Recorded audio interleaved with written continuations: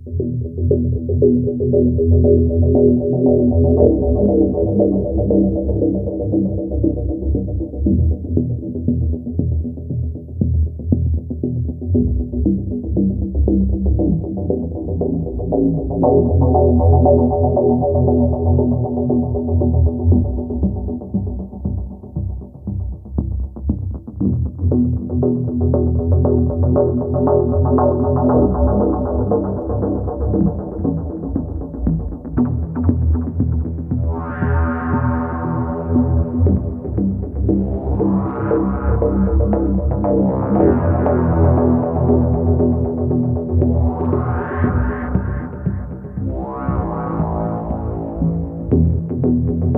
sudah dilaporkankah para saksi yang dianggap memberikan keterangan palsu di persidangan ini?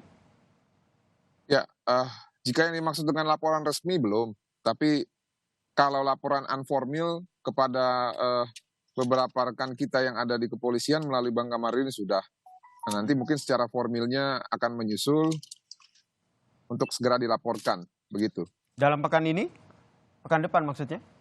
Segera, sesegera mungkin. Oke, segera ya. Siapa saja yang akan dilaporkan? Minimal 2 orang ini, Bang Yasir, terhadap saksi Susi ataupun saksi Kodir.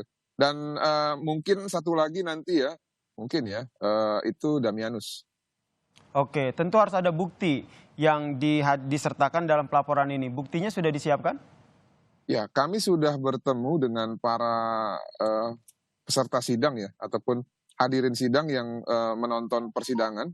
Karena kan di 184 KUHP itu hanya mengenal 5 alat bukti, saksi, ahli, surat, petunjuk, dan keterangan terdakwa ya. Jadi tetap membutuhkan saksi. Nah, kita sudah diskusi dengan beberapa peserta sidang yang melihat jalannya persidangan terhadap ketiga orang saksi ini. Dan jumlah saksinya lebih dari 2 orang.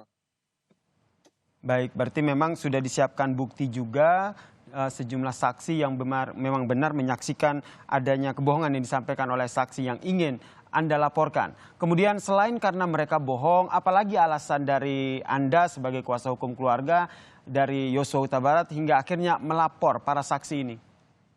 Ya, jadi gini, kami juga tertarik ya di samping kebohongannya, kami juga tertarik siapa sebenarnya yang mengkondisikan mereka sehingga membuat kesaksian di depan persidangan ya, yang kami anggap ini adalah bagian dari selain kebohongan adalah pembodohan publik.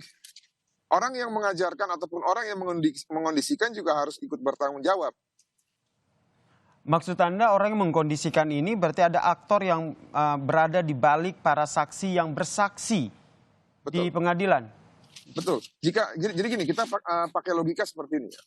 Kalau kesaksian itu bohong, tentu apa yang disampaikan oleh para saksi ini tidak menguntungkan dirinya. Justru berpotensi untuk merugikan dirinya. Lalu, menguntungkan siapa? Ya, pasti kan ada yang diuntungkan. Nah, yang diuntungkan ini dan juga para pesuruhnya itu harus bertanggung jawab. Begitu, Bung Yasir.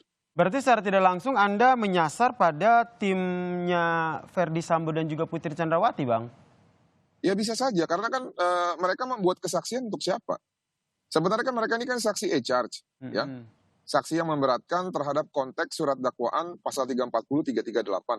Namun faktanya justru di samping memberikan kesaksian sesuai fakta yang mereka lihat, mereka alami ataupun mereka dengar sendiri, mereka juga ada dugaan ya, dugaan keras menambahkan informasi yang